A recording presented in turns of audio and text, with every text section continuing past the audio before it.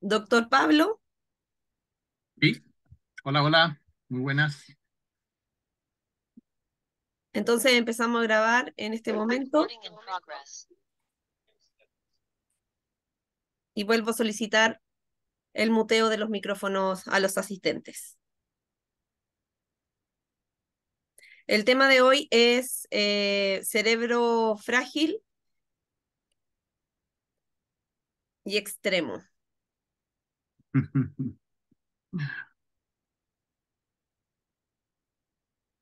Eso, primo.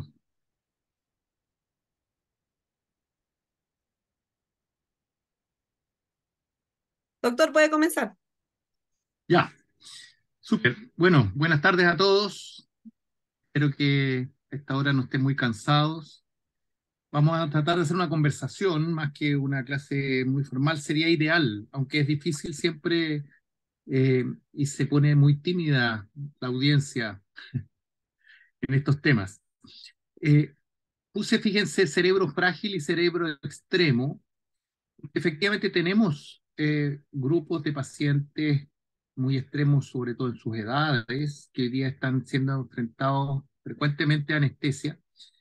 Pero lo de cerebro frágil, eh, yo diría que nos lo enfrentamos en todos los días, que todos los cerebros son de alguna manera frágiles y depende de nosotros cómo realizamos la perturbación sobre ese cerebro en efectivamente observar la fragilidad que tienen nuestros cerebros,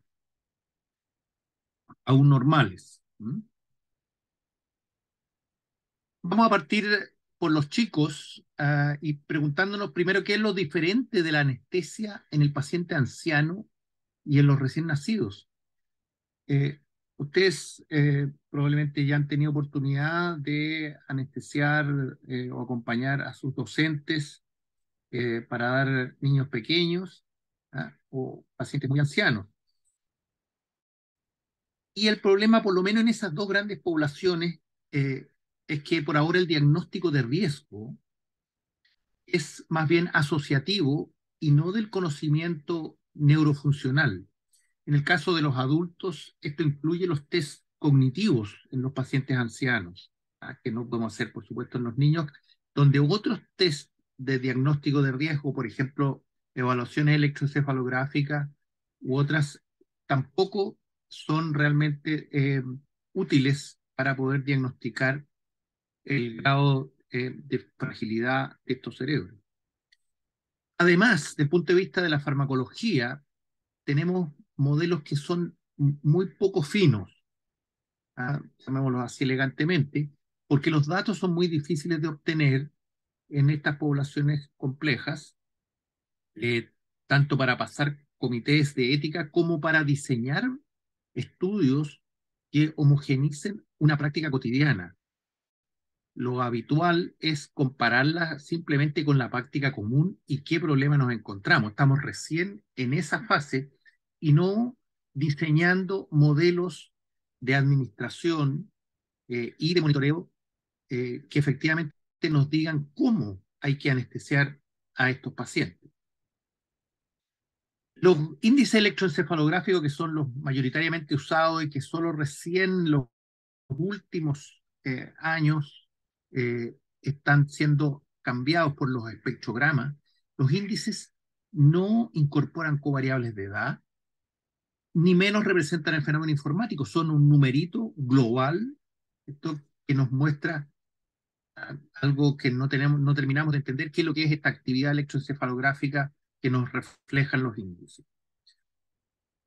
Tenemos problemas prácticos en estos cerebros, como qué es titular verdaderamente, partiendo de la definición de lo que es titular. Algunos hablan esto de yo titulo a un MAC, yo titulo a una concentración efectiva. Eso no es titular, eso es simplemente usar referencias estadísticas. ¿Ya? La titulación es mucho más compleja y no está en este seminario, pero eh, les dejo la pregunta abierta a los que no han tenido oportunidad de discutir ese tema. ¿Ya? Eh, hay poca práctica de titular, hay prácticamente inexistente práctica de titular, de monitorear a los niños pequeños, a los recién nacidos, ni tampoco hay una práctica de ejercer la reconexión al medio, es decir, lo que llamamos el despertar, con un sentido fisiológico, sino que me acuerdo de un profesor, de un jefe de turno, que me decía, córtale todo condenado nomás, y eso era el despertar. Hoy día entendemos que el despertar es un fenómeno activo y por lo tanto debemos generar algunas condiciones específicas que tampoco es el... Y por último, tenemos muy poco conocimiento de la expresión electroencefalográfica específica de estos cerebros, de qué es lo que es la normalidad, ¿ya? Y cómo llevamos esa normalidad, la alteramos durante la anestesia y la volvemos a llevar a su condición normal. Es decir, estos son desafíos eh, prácticamente en todos los ámbitos de nuestra práctica. Fíjense, aquí tenemos un caso de un pretérmino de 2 meses de edad, 2 meses ya, ¿cierto? Con una corregida de 38 semanas, que le estamos dando una anestesia con propofol en una concentración de 1,5 microgramos por ml, que uno podría decir es bajita, ¿no es cierto? Remifentanil en 0,3 microgramos kilo minuto y una base de dexmedetomidina. Y fíjense lo que observamos en estos niños. Una cantidad de supresiones eléctricas que realmente nos asustan, ¿no? Y ustedes ven acá ritmos lentos, ¿ya? Muy frecuentes que aparecen. Entonces no solo tenemos isoelectricidad, fenómenos de isoelectricidad también, sino que ritmos muy lentos predominan. Que si bien en los neonatos hay un ritmo lento predominante, estos ritmos de alta sincronía eh, en ritmos lentos son riesgosos en estos niños precisamente porque pueden entrar a generar fenómenos epilépticos. En este caso tenemos un chiquito también de 15 horas, ¿ya? Y lo que se hizo, se disminuyó a la mitad en relación al caso anterior, el propofol. ¿Mm? Eh, y al menos pudimos observar en este caso que las frecuencias de supresiones es mucho menor. ¿Mm?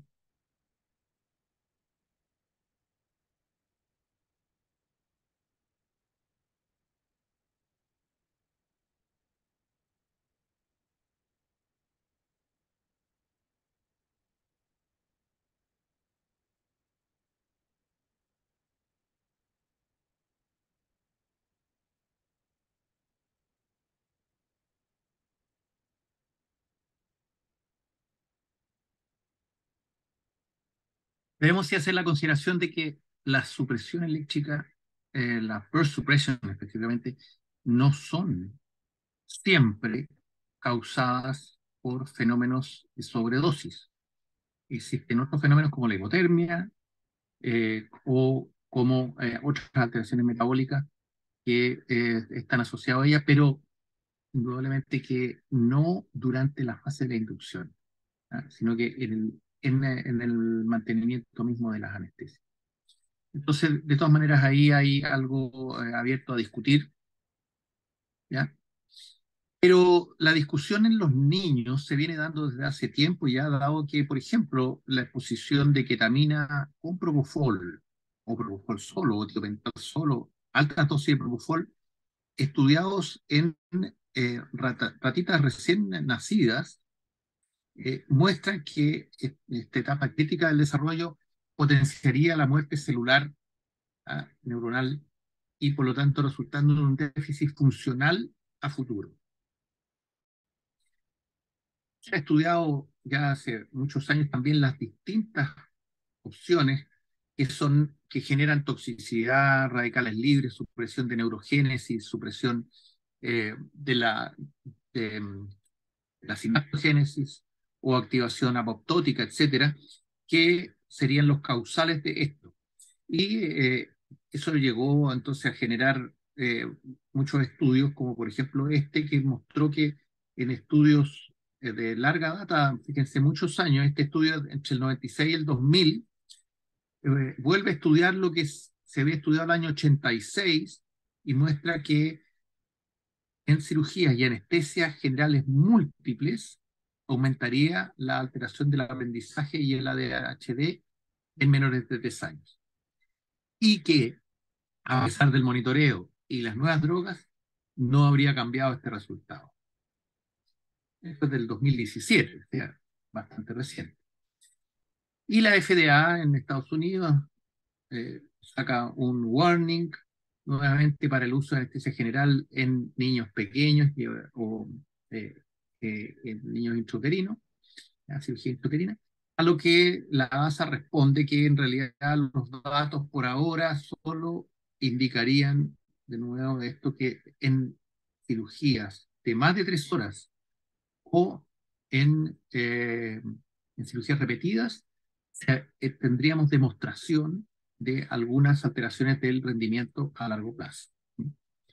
Y se hicieron varios estudios de esto, el estudio del GAS Study, el PANDA y el MASC, que efectivamente mostraron que no habría impacto cognitivo en anestesias de menos de 1 hora, ni diferencia por ahora en las técnicas usadas. Pero sí habría problemas en anestesias repetidas y largas. De todas maneras, nosotros nos hacemos la pregunta de por qué utilizamos técnicas anestésicas iguales a los adultos, cuando los cerebros del recién nacido en realidad difícilmente producen conciencia como la de los adultos.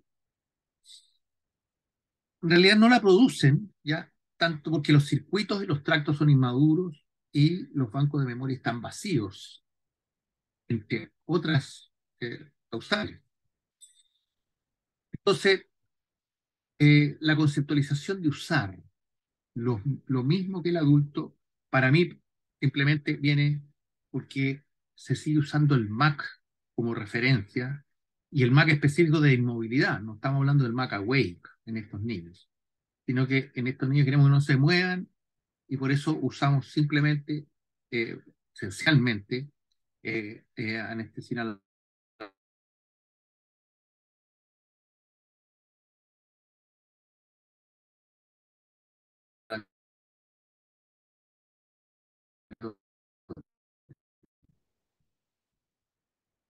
usar prioritariamente.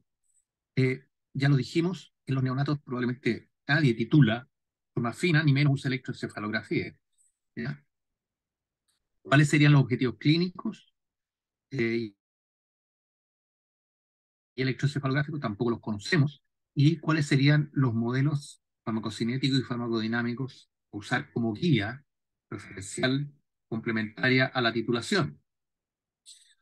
Fíjense que el problema mayor es que en esta edad hay un proceso de desarrollo múltiple, tanto, por ejemplo, neurogénesis, de migración, de apoptosis, sinaptogénesis, mielinización, etcétera, que se superponen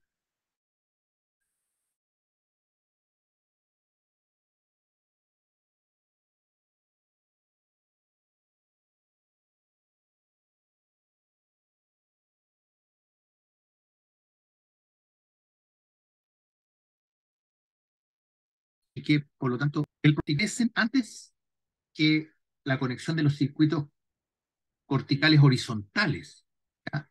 En el neonato, dando lugar en el recién nacido a disposiciones neuronales parcialmente funcionales. ¿Qué es lo que nos quiere decir esto? Sencillamente que los neonatos no generan, no nos extraña, ¿ya? Y lo que nos extraña es por qué nosotros los tratamos, esos cerebros, como si fueran adultos.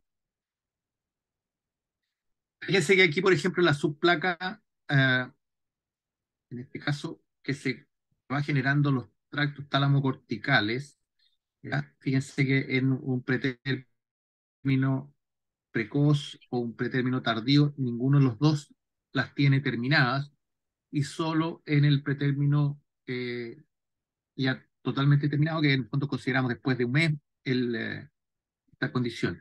Y el electroencefalograma, fíjense cómo va también cambiando en estas etapas y por lo tanto tendríamos que tener más referencias de qué es lo que es una condición normal para cada una de estas edades.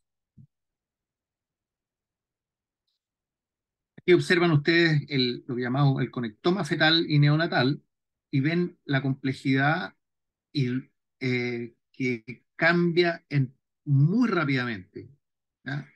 Que por lo tanto esa es la pregunta que en este periodo de cambio extremadamente rápido, eh, si nosotros estamos haciendo lo correcto.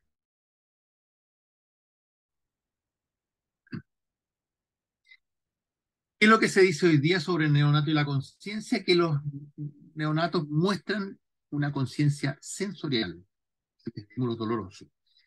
Esto es llamativo porque hace 30 años atrás el concepto era que a los recién nacidos no les dolía. Y hoy día es todo lo contrario. Es esencialmente lo primero que sí tienen y que debe ser tratado en los neonatos es el dolor. Y van a observar ustedes en su práctica que el requerimiento de opioides en los neonatos es extremadamente alto en comparación con los adultos. El neonato sí tendría capacidad de diferenciar el tacto propio del no propio, ¿ya? De sentir que su cuerpo está separado del mundo, de sentirlo. ¿Ya? El sentir no implica así el darse cuenta en términos conscientes, es decir, la sentiencia, saber qué siento, sino que solamente está en la fase de la sensación, ¿ah? Sin interpretación de ella. Es capaz de expresar, sí, algunas emociones y demostrar signos de sentimientos compartidos, ¿ya? Con algunas señalizaciones objetivas, ¿ya? A nivel de corteza prefrontal y procesamiento sensorial. Sin embargo, estas capacidades de manipulación interna en la memoria de trabajo son muy reducidas porque es irreflexivo y está orientado al presente y hace poca referencia al concepto de sí mismo. Es decir, muestran rasgos característicos que es lo que podemos denominar conciencia básica o mínima. De alguna manera esto lo tenemos resumido en este artículo que entiendo que se los mandé y que ojalá que les haya gustado y puedan discutir al respecto para poder desarrollar la tarea que está pendiente en torno a los neonatos. Algunos datos de eso mismo. Fíjense que en los neonatos, incluso todos los niños de término y hasta los 2 años, existe una gran cantidad de actividad GABAérgica excitatoria. Eh, y el GABA inhibitorio viene recién emergiendo, ¿no? Con también un decaimiento progresivo los receptores NMDA. Eso implica, si ustedes piensan, que si nosotros damos anestesias GABAérgicas, vamos a generar fenómenos excitatorios, ¿ya? Y entonces el tipo de anestesia en estos niños es totalmente distinta a la anestesia inhibitoria que se realiza en los adultos.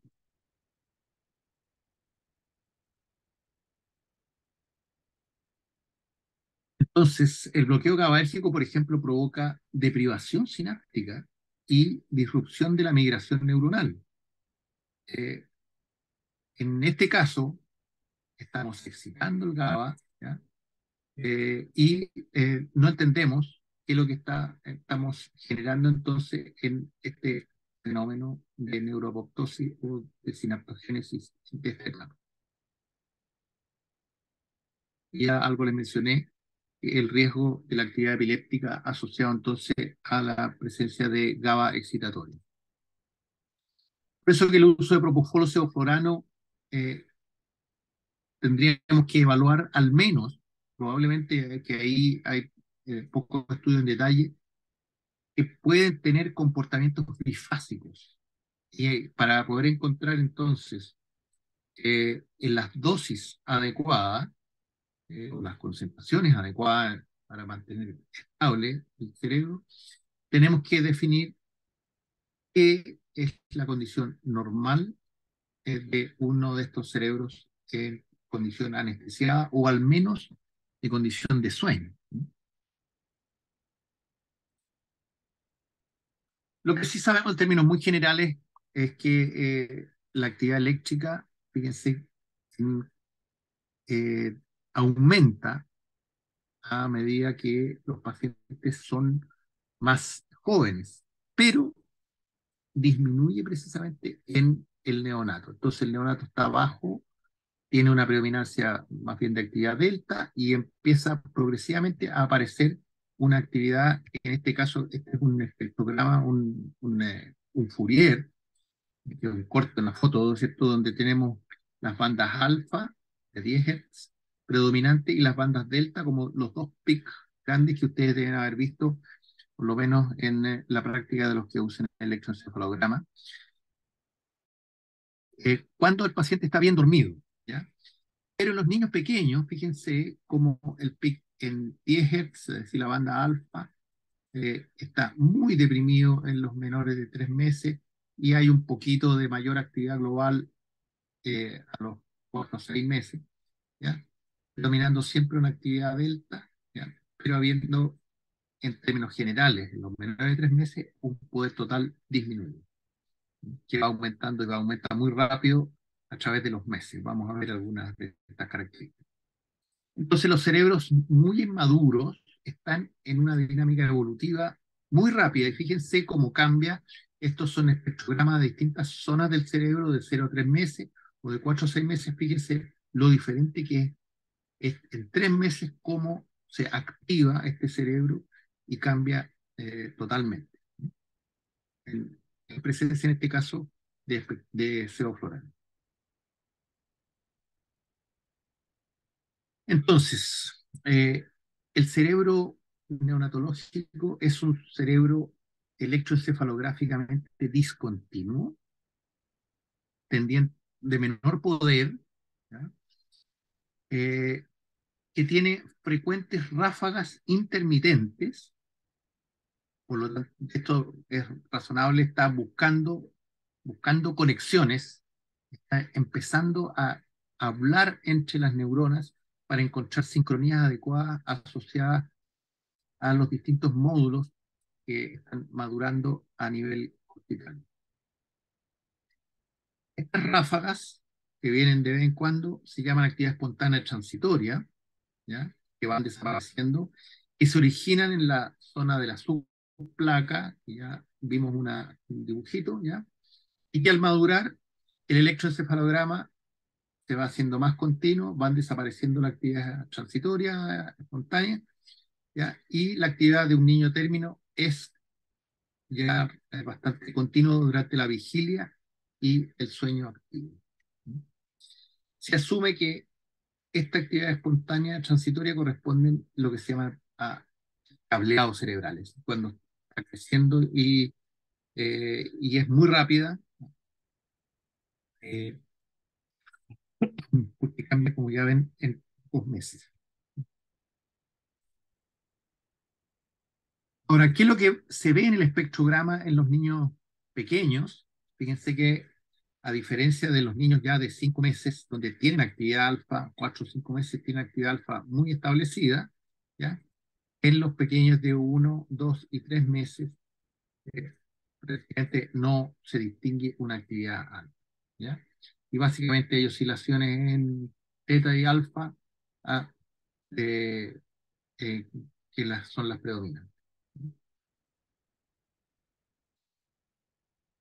Y lo otro, esto es la coherencia, ¿ya? Coherencia significa que los dos hemisferios funcionan coherentemente, y fíjese que en los primeros meses, ¿ya?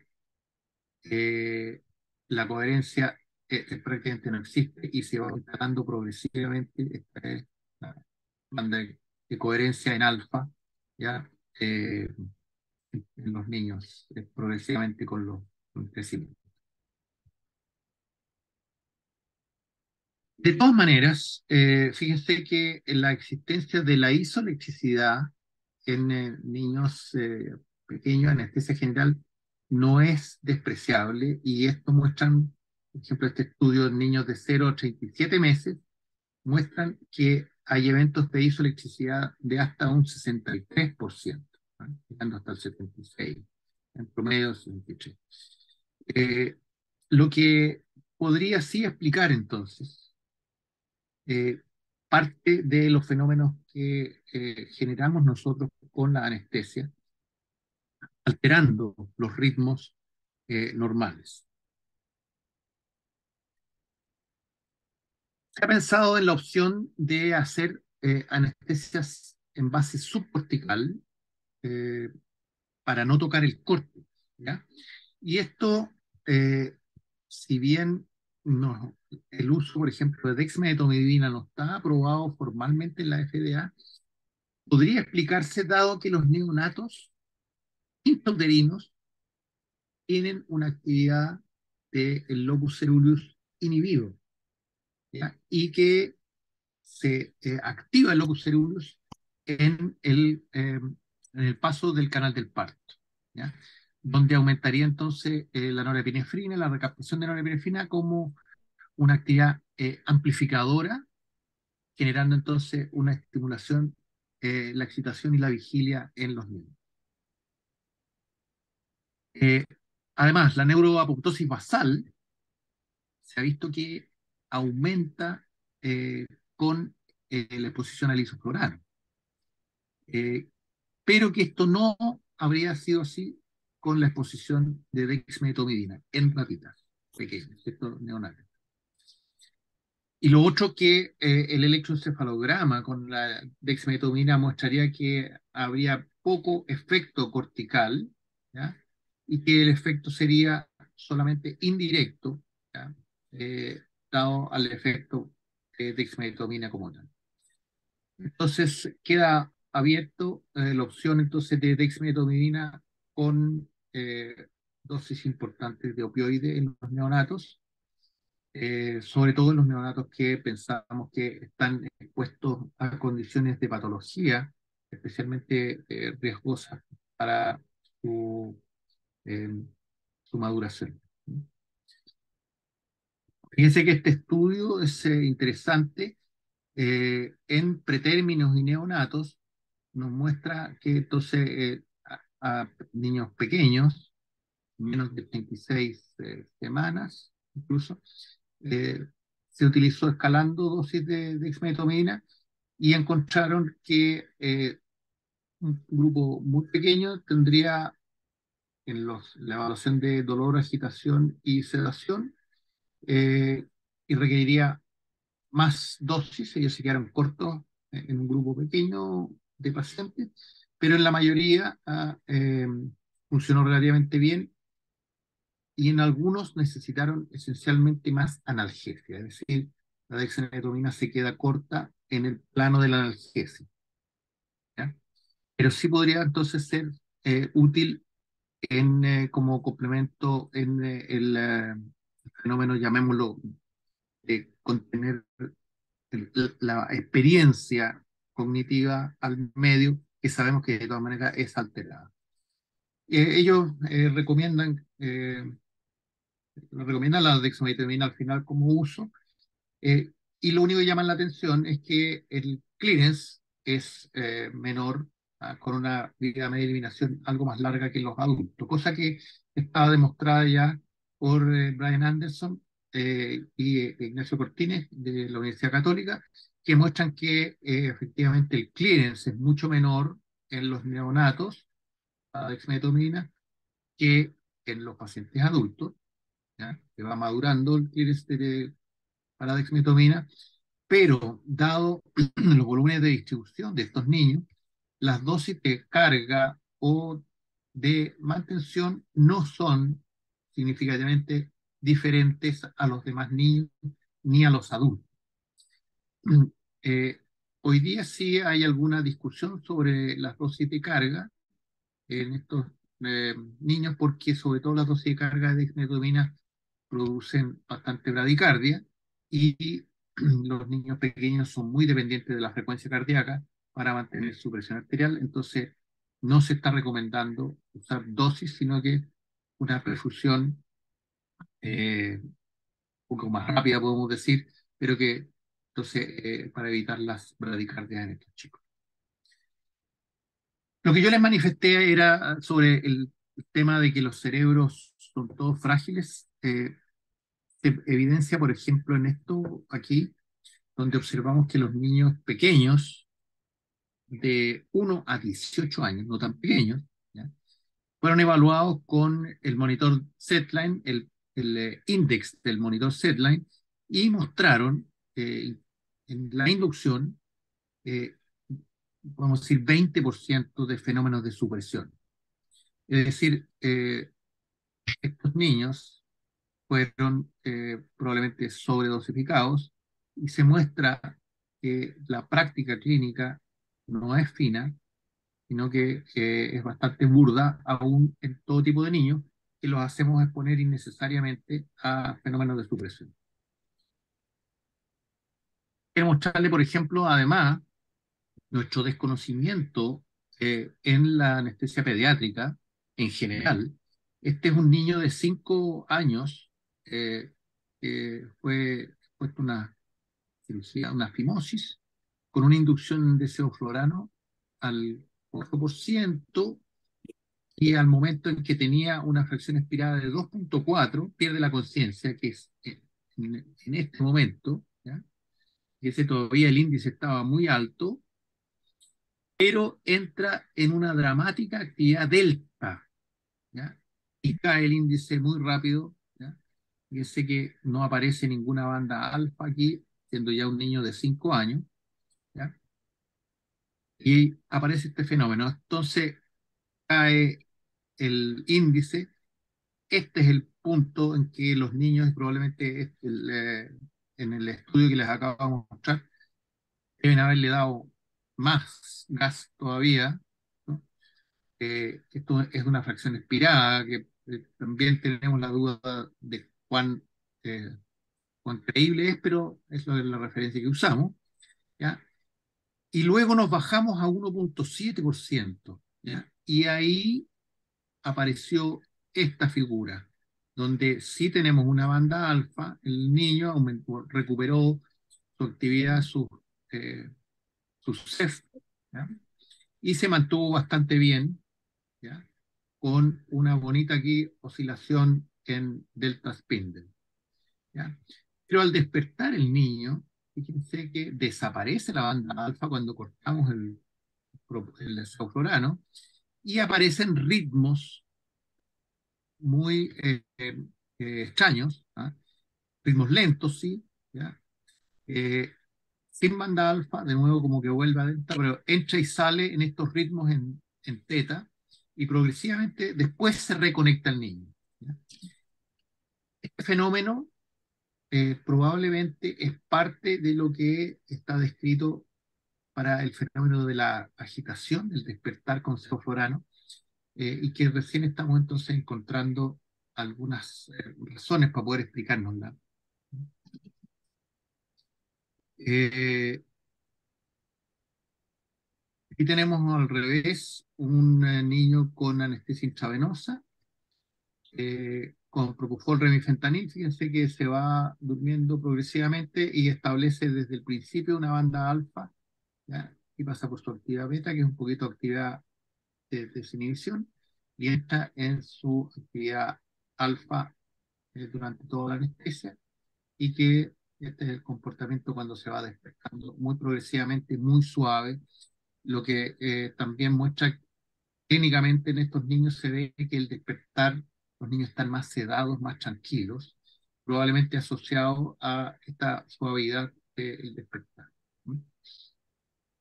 Eh, Recupera obviamente su actividad eléctrica completa acá, este está representando este punto. Cuando el niño, a pesar de estar un poquito dormidito, tranquilo, eh, recupera su actividad cortical. Está durmiendo prácticamente en forma fisiológicas. A ver, ¿alguna pregunta sobre los niños? Quise darle harto a los niños hoy día porque siempre le damos poco. Dejo abierto, ¿alguien quiere hacer alguna pregunta rápidamente?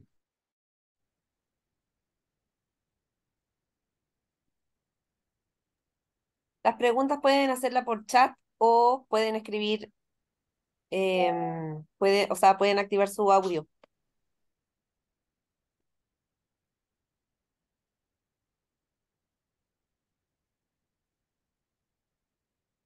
Ah, tímido hoy día, pero sí, ¿no?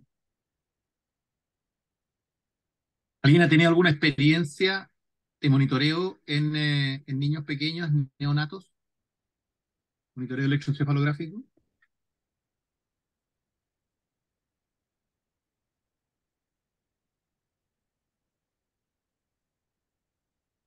Nadie, nadie.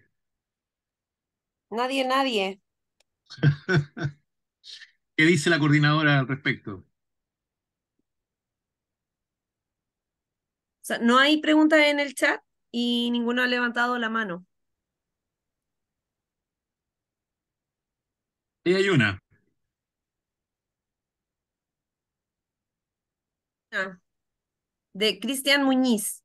¿Sería más razonable entonces apuntar a un NMDA en niños bajo 6 meses? Esta Muñiz ya no es becado, ¿no? Sí. Es un hombre que sabe, o por lo No menos me que se echa, hace no me echa el preguntas. agua, no me echa el agua, por favor. No, está bien, está bien, está bien. Eh, no, no, yo creo que no sabemos porque la actividad en MDA, eh, pensando en la ketamina directamente, eh, también, ¿cierto? Es una actividad excitatoria, ¿ya? Y es una actividad excitatoria desordenada. Entonces, no sabemos qué es lo que estamos haciendo ahí.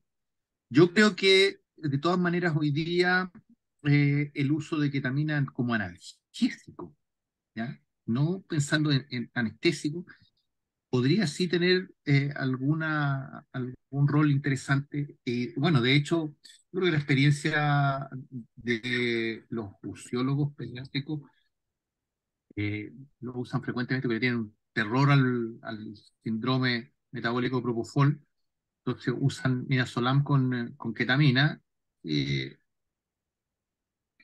yo creo que tienen una experiencia clínica muy interesante, pero hay poco dato de que efectivamente eso lo estemos haciendo bien. No, no hay, no hay datos de outcome fuertes ni nada. Es un camino que yo creo que en todas las drogas, ninguna droga podemos descartarla en principio, pero sí podríamos hacer un camino en la búsqueda de cuáles son las concentraciones adecuadas y que probablemente en estos casos hayan efectos bifásicos y hemos estado usando en dosis pensadas en el adulto o extrapoladas desde el adulto y pensadas simplemente en función del concepto del MAC, de la inmovilidad. ¿Ya? Y por eso usamos el sevoflurano en esas dosis y nos vamos a encontrar que el sevoflurano tiene negro a estos cerebros también, ¿no?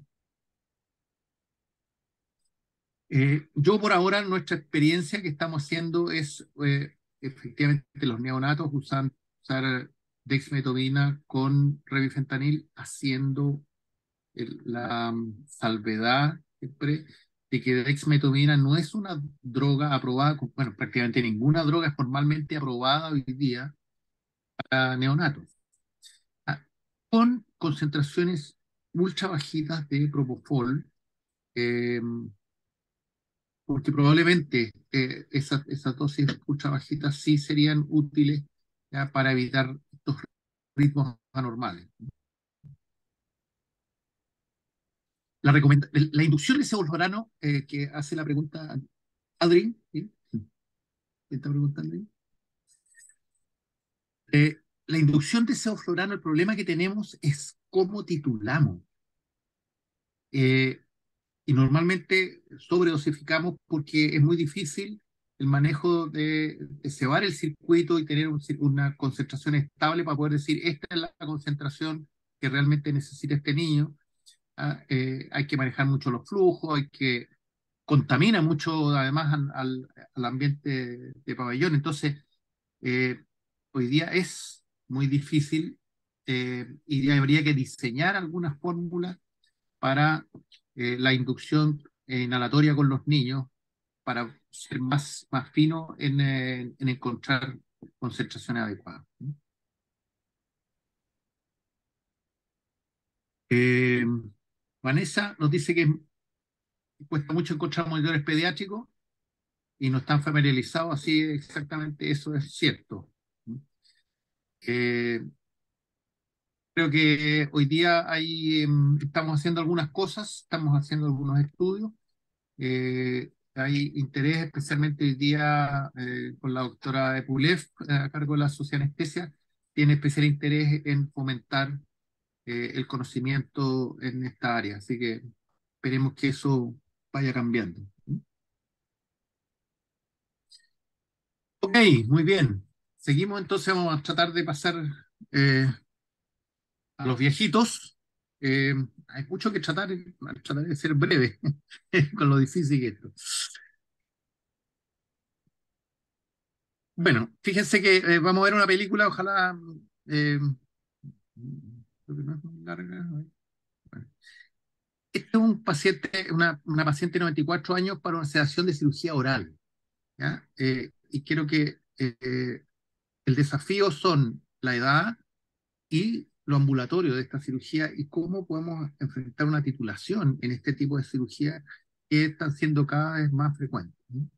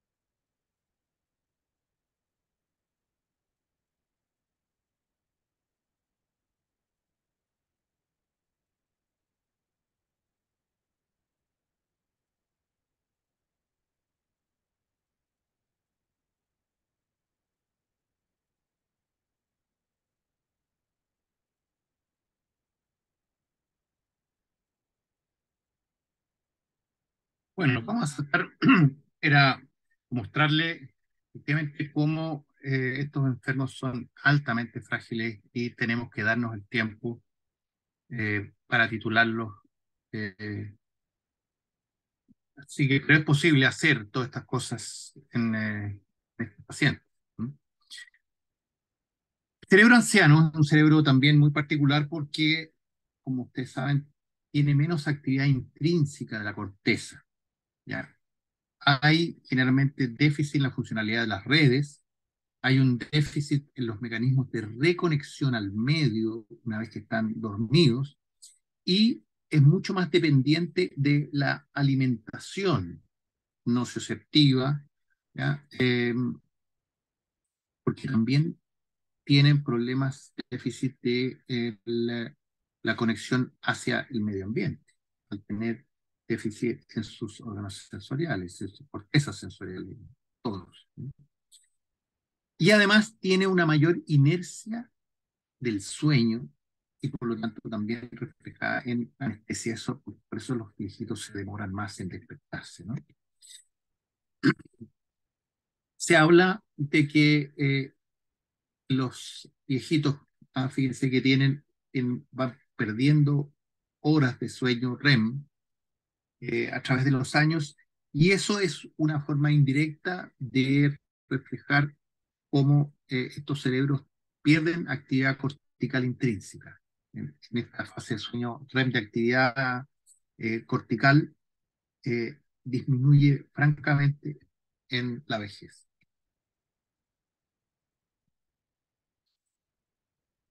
Hay un envejecimiento por atrofia, ¿cierto? Donde pierde 10% de su peso a los 90 años, ¿no?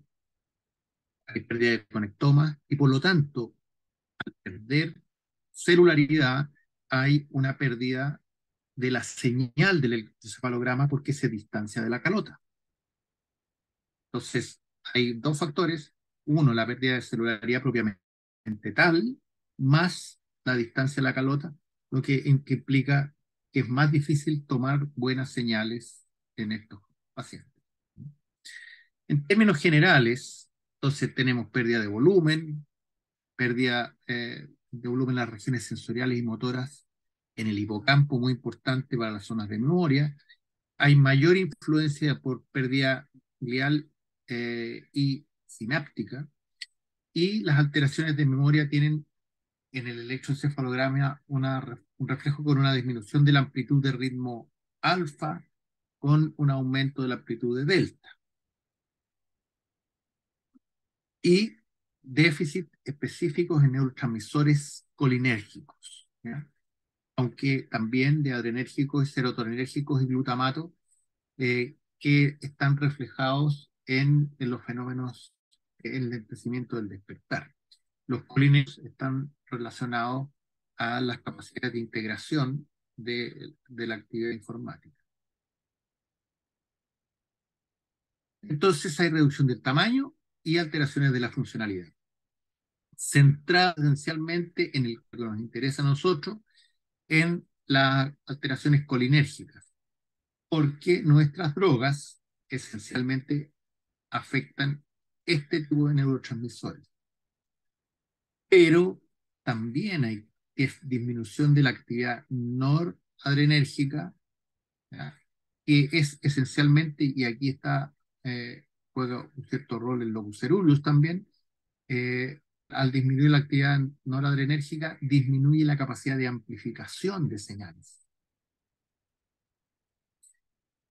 Algo dijimos rápidamente, hay una disminución de la sinaptogénesis secundaria, además, por la pérdida de capacidades sensoriales en estos enfermos, a estar más cieguitos, más sordos, etc.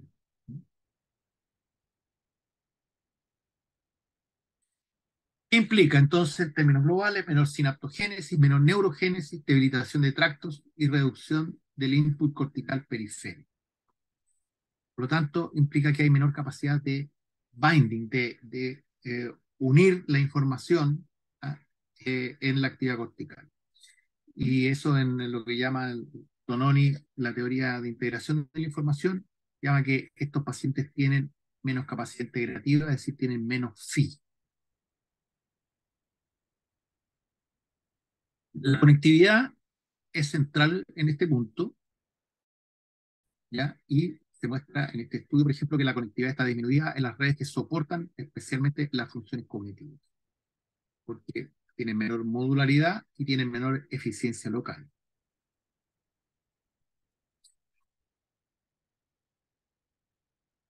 Siempre de todas maneras dice, bueno, pero con tanto cambio, ¿cómo el cerebro es aún capaz de crear conciencia?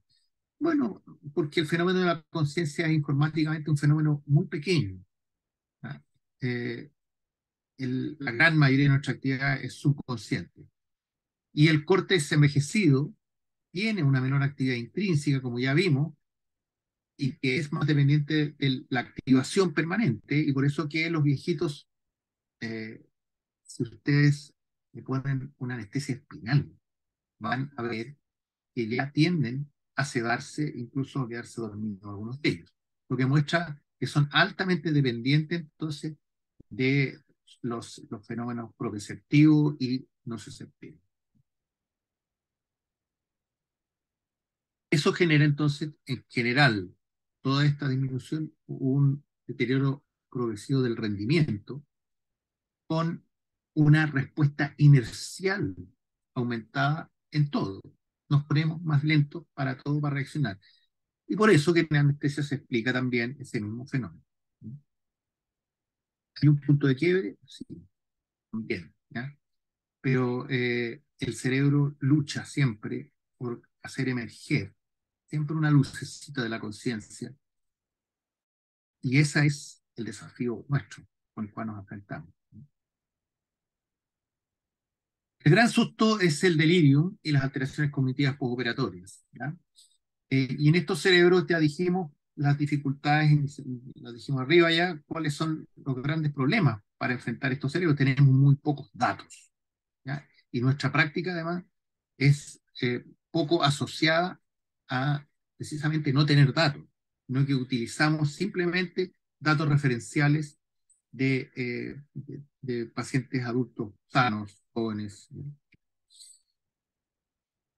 Los mismos estudios que pretenden predecir el delirio eh, son realmente poco útiles para describir la condición neurofisiológica de estos cerebros, y que hoy día ninguno de ellos es capaz de predecir el delirio de las alteraciones cognitivas. Por lo tanto, hoy día lo que se está recomendando es tengan cualquiera, pero tengan alguno. Ninguno es un poco mejor que otro. Por ahora no hay demostraciones. Lo que sí, que probablemente se está confirmando, es que no hay que tener solo una evaluación cognitiva, sino que es muy importante la evaluación somática de los pacientes, es decir, eh, la sarcopenia, la albúmina y otro tipo de cosas, y la capacidad de respuesta al levantarse la silla y caminar unos pasos, etcétera, son igualmente predictores de la condición cognitiva de estos enfermos. Y la otra cosa importante es que no sacamos nada con hacer un solo test preoperatorio el día previo, sino que en realidad lo que necesitaríamos es hacer dos tests para poder evaluar cuál es la trayectoria del deterioro de esos pacientes, ¿ya? Y teniendo claro que pacientes que tienen una trayectoria de deterioro muy rápido, habiendo empezado con un test en mejores condiciones que otros, pero que se ven deteriorando rápido, tienen peores outcomes. Instalar el estudio de test cognitivos eh, permanentes, digamos, en estos pacientes, no es lamentablemente un escenario que podamos nosotros aportar mayormente, sino que debiera ser en los CEFAM, ¿ah? Los servicios periféricos, tener a los pacientes mayores evaluados de forma permanente cada 6 meses, etcétera, cosas que si se ven enfrentados a una cirugía, entonces poder tener un punto de comparación. Eh, Predictores de delirio también, entonces, por supuesto, directamente está asociado a cómo manejamos nuestra estabilidad circulatoria periférica, ¿ya? Otras enfermedades de las vías del sistema nervioso central y hoy día, muy importante, el manejo de la microbiota intestinal y de la estimulación vagal como antiinflamatorio en estos pacientes para disminuir el riesgo de neuroinflamación. Esto solo se lo menciono en forma muy genérica, pero es un tema gigante que está viniendo cada vez más a la palestra. Las hipótesis biológicas del delirio, bueno, son, como ya comentamos, la disminución de la actividad colinérgica. Importante este punto porque es, ya dije, el fenómeno que nosotros hacemos con nuestras drogas. Hay una disminución de la formación reticular del tracto del núcleo del tracto solitario, es decir, de la actividad vagal, que es muy importante como fenómeno antiinflamatorio, el vago, y esa disfunción entonces parte de la mayor neuroinflamación que estarían presentando nuestros pacientes ancianos. Habría una aparente hiperactividad del locus ceruleus producto de la cirugía, ¿ya? Y esa hiperactividad del locus ceruleus provocaría entonces una eh, liberación noradrenérgica excesiva en un cerebro que estaría incapacitado o debilitado para la integración de información. Entonces recibe demasiada información o estímulo, ¿ya? Para un cerebro que no es capaz de procesarla, ¿ya? Asociado entonces a disfunción noradrenérgica, como ya dije, a nivel cortical, ¿ya? Más las disfunciones de conectividad que llamamos. Todo esto lleva al desbalance global de la integración de información. Y les dejo esto avanzado para que piensen lo importante que es el despertar en estos enfermos y hacer un despertar activo donde tratemos de reconectar a estos pacientes asumiendo que tienen una actividad cortical disminuida, ¿ya? Y por lo tanto no podemos sobrecargarlos informáticamente, tanto nosotros desde el medio, es decir, ven a la enfermera o nosotros mismos cachetear al enfermo para que se despierte, ¿ya? Cosa que no es muy infrecuente. eh, el control del dolor, por lo tanto, también es muy importante, o que los pacientes en recuperación o en el intensivo tengan un tránsito suave para entonces recuperar su capacidad de integración de información.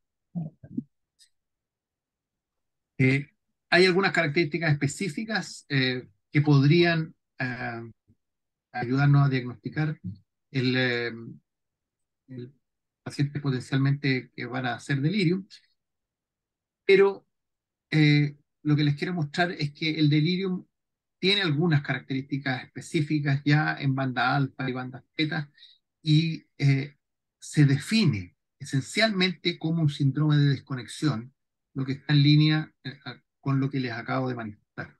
Es decir, los delirium que nosotros observamos son totalmente distintos al delirio alcohólico o al delirio psiquiátrico, ¿ya? Que son alteraciones del pensamiento. Estos son alteraciones de conectividad.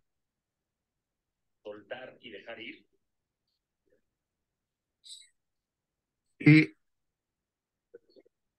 estudio es un estudio súper referenciado donde nos muestran que los viejitos, como resultante de todos sus fenómenos, tienen un menor poder progresivamente, ¿cierto? El poder eléctrico global se va disminuyendo con los años y nuestra banda alfa, ¿no?, tan famosa hoy día, también va disminuyendo progresivamente con los años.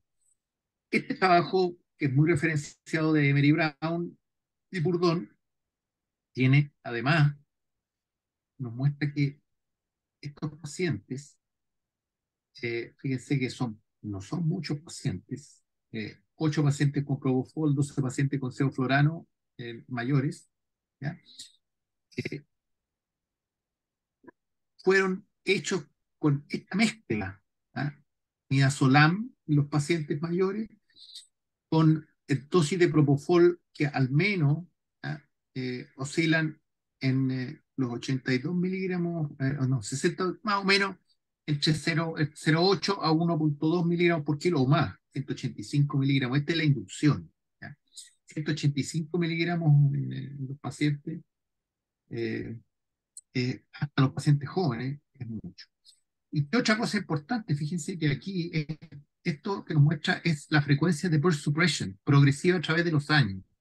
Es decir, es normal para estos estudios que en los pacientes de 20 años tengan burst suppression, tanto con propofol como sevoflurana. Y yo creo que eso no es normal. Y en los pacientes de 75 años, esta frecuencia llegan a ser de 80% en la inducción. Eso nos habla, imagínense, de un estudio del MIT, ¿ah? Que nos trata de decir, esto es lo normal. ¿Ah?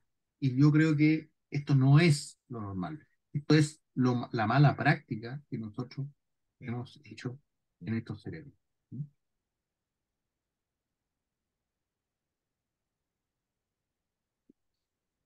Rápidamente revisar qué pasa en los viejitos. ¿Por qué eso? Es porque los modelos cinéticos dinámicos y los electroencefalográficos y nuestra capacidad, nuestra actividad de titulación son muy malas. ¿Sí? En los viejitos hay cambios muy importantes, ¿ah? Y quizás el más importante para la fase de inducción es la contracción del volumen central en relación al paciente joven, ¿ya? Y también habría una cierta disminución del clearance teóricamente, ¿ya? En ciertas drogas. Y una disminución del EC50, es decir, del requerimiento farmacodinámico. El modelo usado en Propofol es normalmente el modelo de Schneider, más referenciado, ¿ya? Que nos muestra que habría en la edad un pequeño cambio, ¿ya? Pero no en el volumen central, cosa que es contradictoria pensando simplemente en la fisiología del paciente joven versus el anciano. ¿Ya? Y también nos dice el modelo Schneider que no habría cambios en la constante de transferencia al sitio efecto, ¿ya? Cosa que en nuestra experiencia eso tampoco es así. ¿Ya? Creemos que la constante de transferencia al sitio efecto sí tendría una covariable de edad que habría que introducirle a los modelos. Que incluso el modelo que hoy día está empezando a difundirse, el modelo de LEVET, tampoco tiene una covariable de edad en el PAEO. El modelo de Schneer se diferencia en un anciano con un viejito, fíjense, se va diferenciando a medida que vamos infundiendo un mismo target, ¿ya? Pero la diferencia se estabiliza alrededor de una hora y después ya no se diferencia más. Es decir, para Schneider, solo la diferencia entre un joven y un viejo es durante la primera hora. ¿Ya? Después esa diferencia se mantiene. Cosa que también es sospechosa. ¿Ya? Schneider sí define que hay una pendiente en la concentración efectiva 50, es decir, que el requerimiento farmacodinámico sí sería menor en los pacientes mayores. Y entonces él nos hace una recomendación, como es C50, donde el paciente de 25 años sería 2,35 gramos por litro. Esto, como les digo, es solo referencial y es para mostrarle que efectivamente yo puedo tener casos de pacientes de 75 años, este es el S50, es decir, de cada 100 pacientes de 75 años, el paciente 50 va a requerir eso, pero van a haber 49 que requieran menos, ¿ah? Y otros 49 que requieran más, ¿ya? Solo para poder encontrar cuánto requiere el paciente específico es que debo hacer la actividad de titular. Nosotros mostramos un poquito de esto en estos estudios que está presentado en el British Journal. Evaluamos ancianos usando modelos de Schmider, evaluando el rendimiento. Y fíjense que el modelo de Schmider fue mucho mejor, por supuesto, que el modelo de Marsh. Se asocia mucho mejor. Los puntitos son las mediciones sanguíneas y las líneas son la predicción. En términos globales, el modelo de Schneer tiene una tendencia de error aceptable, pero en la inducción tiene un error inaceptable. Y precisamente la inducción es el momento en que nosotros ejercemos el acto de la titulación. Por lo tanto, cuando está peor descrito, ¿ah? Es el momento en que debiéramos tener un mejor modelo descrito y no lo está. ¿Y qué se hace prácticamente? Debemos hacer una actividad de titulación activa, ¿ya?, en cada una de nuestras opciones. También evaluamos el modelo sitio efecto y fíjense que el time to peak, el tiempo de equilibrio, el tiempo de efecto máximo, eh, el modelo de Schneer nos dice que está entre 1.6 y 2 minutos, y nosotros encontramos que los viejitos necesitan mucho más tiempo para establecer entonces un efecto máximo, ¿ya? Tienen toda la maquinaria en la intensidad, ¿cierto? Por lo tanto, nosotros recomendamos una titulación escalonada, o si ustedes quieren, con la primera se puede utilizar en modo entrenamiento, con 8 miligramos por kilo por hora hasta que el paciente pierda la conciencia. Eso se va a demorar más o menos unos 6 a 8 minutos, y después entonces eh, enviarlo a TCI-F. Considerando además que el modelo Shin está un poquito sobrepredicho, yo recomiendo, una vez perdida la conciencia, bajar aproximadamente un 15% el target de pérdida de conciencia. Esto para mostrarle el problema del BIS rápidamente.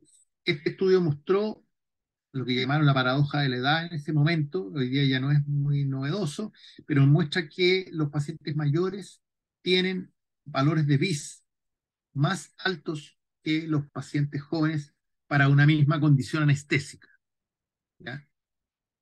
Ellos usaron condición anestésica referencial, el MAC ajustado por edad, ¿ya? Eh, y eh, la pregunta que a mí me queda siempre dando vuelta es que el MAC radica en la espina y el bíceps cortical, ¿ya? Y que por lo tanto, incluso si aquí encontraron diferencia, no necesariamente el MAC como referencia farmacológica, farmacodinámica, puede tener la misma pendiente que el requerimiento cortical de la droga.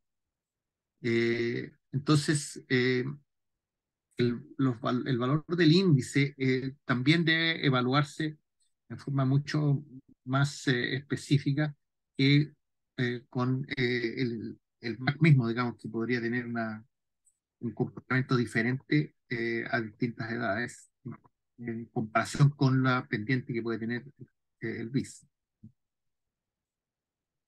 Bueno, simplemente mostrarle esto en el electroencefalografía se muestra cómo hay con distintos tipos de correlaciones se muestra el fenómeno atrófico en ciertas bandas, específicamente las bandas alfa, ¿ya? Y otras frecuencias sí, no tienen, eso sí, la misma depresión. Eso es interesante. La banda alfa es significativamente diferente al comportamiento de otras bandas, ¿ya? Y eso ha llevado a que asociar a la disminución de la banda alfa con cerebros vulnerables, porque serían más propensos además a hacer burst suppression, ¿ya? Entonces, debilidad de banda alfa frontal es asociada a fragilidad, y por supuesto, si es burst suppression en la inducción, es sobredosis. Ya les he dicho varias veces el tema de la inercia, y fíjense que los cerebros viejitos entonces muestran que eh, la inercia cerebral que nosotros tenemos normalmente, ¿ya?, se ve impactada en forma muy significativa. Fíjense que nosotros, pacientes jóvenes que despierten de un sueño de ondas lentas, se ha visto que tiene un profundo impacto negativo en la vigilia y el rendimiento por los siguientes 90 minutos al menos, ¿ya?, en pacientes jóvenes, ¿ya? Es decir, despertar de un sueño profundo.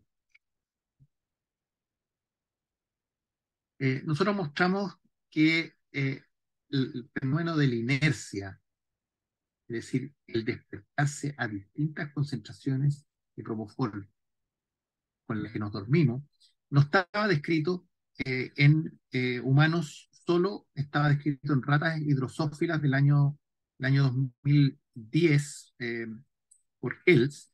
Nosotros hicimos el primer estudio que mostró este fenómeno inercial, y por lo tanto era esperable que en los jóvenes ya incluso hubiera un fenómeno de que las concentraciones de dormirse eran distintas a las de despertarse.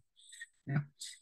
Y en los viejitos se encontró, por supuesto, aquí ustedes ven los tiempos de despertar, ¿ah? Los tiempos de extubación son mucho mayores en los viejitos, los tiempos de apertura ocular, pero encontraron algo raro, que las concentraciones de orexina, que son un neurotransmisor muy importante para el despertar, en los viejitos estaban más altos que en los jóvenes. Y la conclusión es que habría menos densidad de receptores que proyectan el efecto orexinérgico. ¿Ya? Y la orexina que excita el núcleo tuberomamilar tendría esa actividad decadente en pacientes ancianos. Es decir, habría menos actividad orexinérgica sobre las células acetilcolínicas del núcleo tuberomamilar, y eso entonces hace que el enfermo se demore en despertar estos viejitos. ¿Ya? Además, las orexinas estimulan el locus ceruleus y la norepinefrina liberada por este locus ceruleus.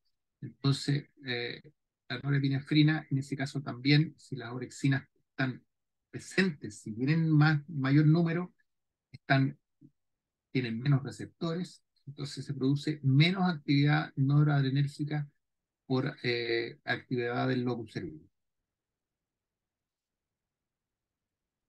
Esto muestra algunas otras cosas interesantes, que los viejitos que tienen un mayor poder de ondas lentas, ¿ya?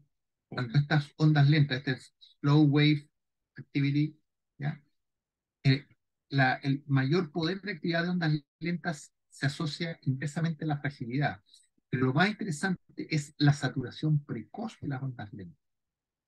Es decir, cuando vamos haciendo inducciones, estas ondas lentas suben, pero se saturan muy rápidamente y después ya no suben más. ¿Ya? Esos pacientes, que son estudios complejos de hacer y hoy día no los podemos hacer directamente en el pabellón, ¿ya?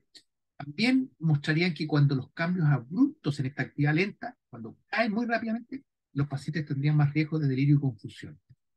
Todo esto nos está hablando, de nuevo, de que la conectividad en los pacientes ancianos necesita ser lenta para no generar entonces fenómenos de delirio y confusión del despertar.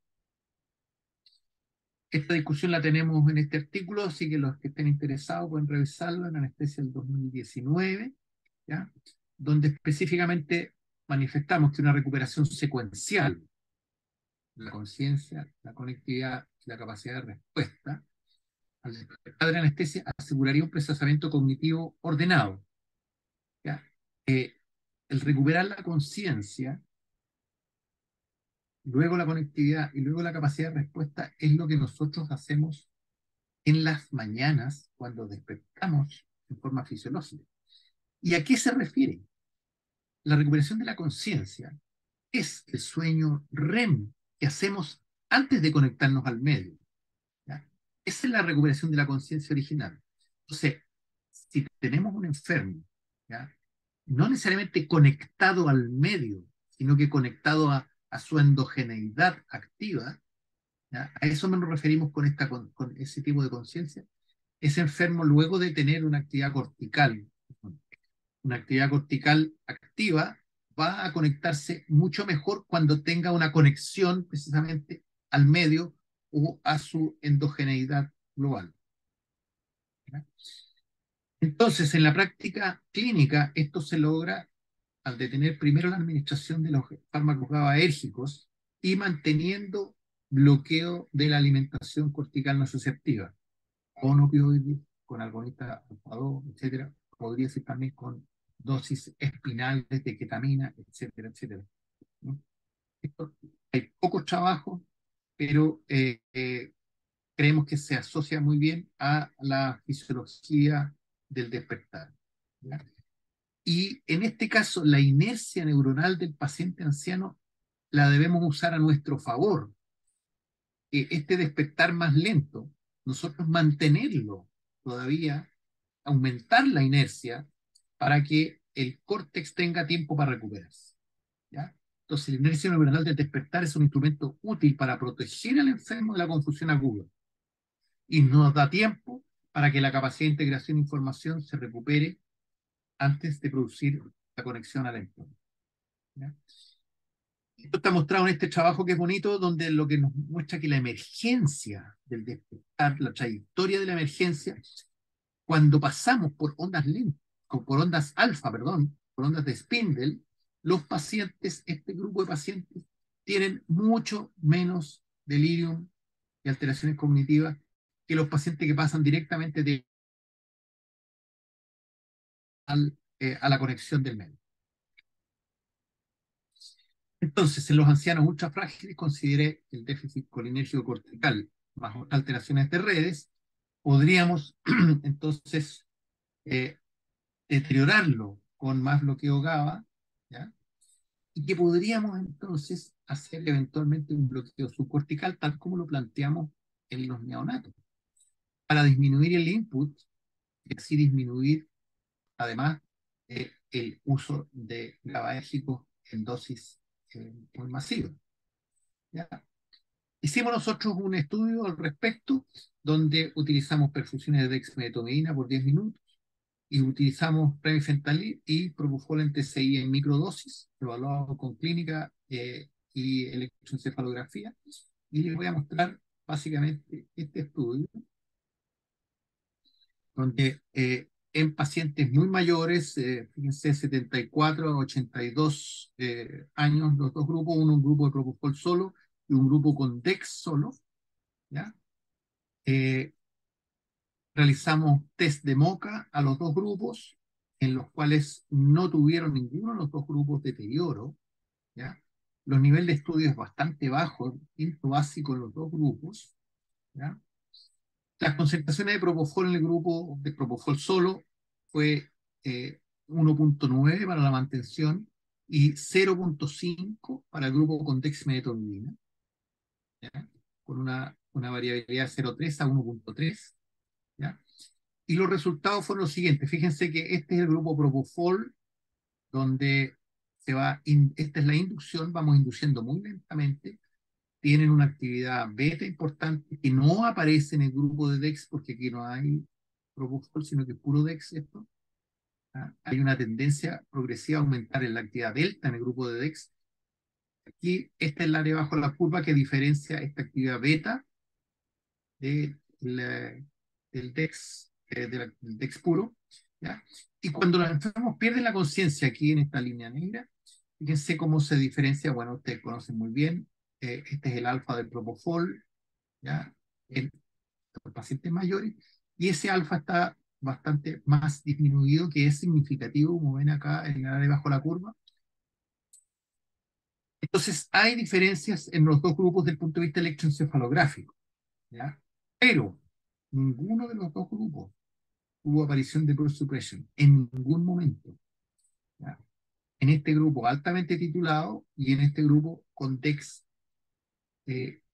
los dos grupos no se diferencian, pero ¿qué es lo que yo pienso que va a impactar los siguientes caminos? Que el grupo con DEX está siendo preparado en esta primera evaluación para ser aplicado en pacientes extremadamente frágiles. Son viejitos, ¿cierto? Eh, que son esencialmente frágiles, pero tenemos y cada vez más pacientes mucho más frágiles como los que ustedes vieron en el video inicial, ¿ya? Lo interesante es que esta técnica permite que el grupo con propofol, como con el grupo de dexmedetomidina, al terminar la anestesia, fíjense aquí, en ese punto, o aquí, como ustedes quieran, aquí para el análisis de todas las frecuencias, no se iguala, es decir, eh, el grupo, tanto el grupo con propofol bien titulado como el grupo con DEX, recuperan su actividad cortical, la misma que tenían, y los dos no se diferencian en los dos grupos. Entonces son técnicas que podría por ahora, para estos grupos de pacientes, son comparables. ¿Ya? Eh, y yo creo que esta experiencia va a resultar, espero, este artículo va a ser publicado, yo espero más o menos como en 1 o 2 meses más, ¿no? Está terminando su revisión. Bueno, estamos en eso, para terminar. Tengo pendiente una pregunta que dice, premedicar al paciente pediátrico, ¿tiene más opción de poder realizar una inducción más controlada y menos dosis, más paulatina? Eh, sí, probablemente. ¿Ya? Eh, el, eh, lo que sí significa que cuando usamos premedicación, tenemos drogas que tienen distinta cinética y distinta dinámica, y por lo tanto, no necesariamente las dosis que nos indique la titulación con un paciente que esté premedicado va a requerir en su mantención, ¿ya? Con las mismas dosis. Aunque haciendo consideraciones de realidad, las cirugías pediátricas mayoritariamente son cortas.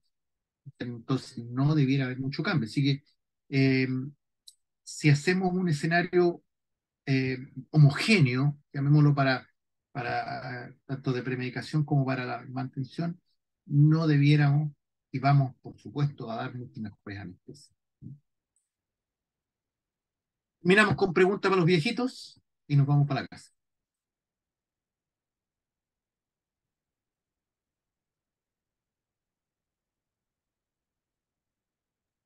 Doc, Sí, el ítem perfusional lo cubriste, pero en pacientes muy añosos, estado de hidratación preoperatorio, glicemia preoperatoria, control de temperatura intraoperatoria postoperatoria.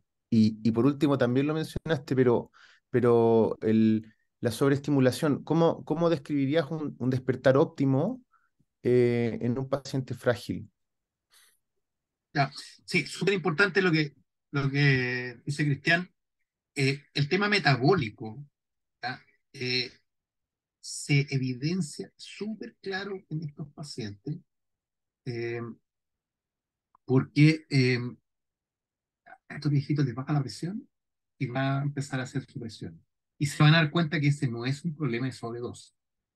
Al viejito le baja la temperatura y va a empezar a hacer su presión. Entonces, importante que durante la inducción ustedes encuentran el punto justo para la dosis, pero durante el mantenimiento empiezan a encontrar sus necesidades en el manejo de la perfusión, de la temperatura y de otras variables metabólicas importantes. Así que no podemos tocar todo aquí, pero ese es el concepto, ¿ya? Y respecto del despertar, yo simplemente no estoy apurado, que el enfermo me haga una ecuación cuando sale el pabellón.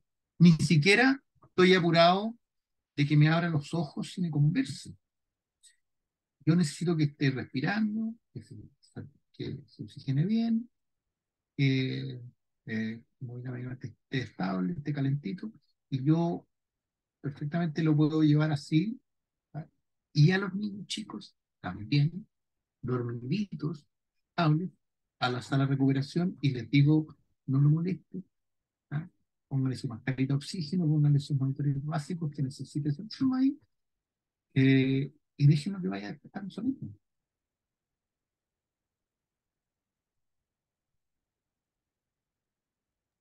Hay una nueva pregunta, Pregunta. doctor. Hemos visto en UCI que algo tan simple como el ajuste en un marcapaso hace una diferencia. Bueno, eso Era es. para reforzar el punto, sí. Súper.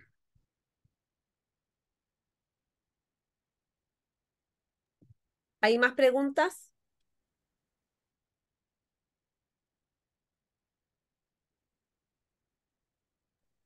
Doctor, si quiere puede dejar de compartir Ya. para que lo veamos de fondo.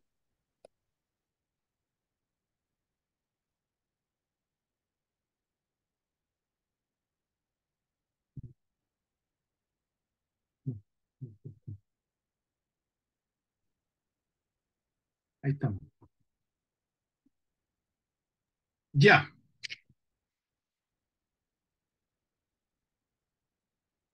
Muy bien. C. Gómez dice que es un placer escucharlo desde Argentina. Muy bien, muchas gracias. Aunque yo soy un prohibido en Argentina, ¿eh? Así que no digas que me escuchaste. ¿Hay más preguntas?